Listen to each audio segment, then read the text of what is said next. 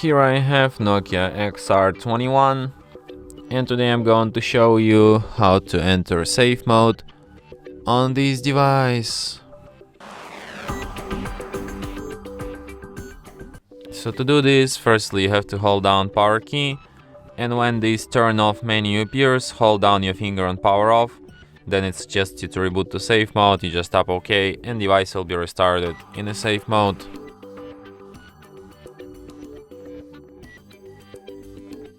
And as you can see, the sign here says safe mode, which is to prove that we're in a safe mode right now.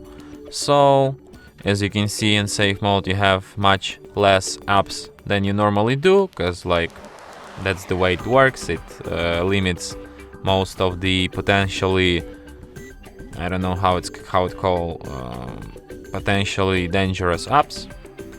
So when you're done with safe mode, to exit it, what you have to do is to just restart your device and it will be restarted just as usual.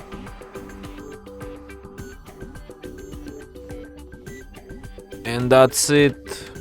Thanks for watching. If you find this tutorial useful, don't forget to hit that like button and subscribe to our channel.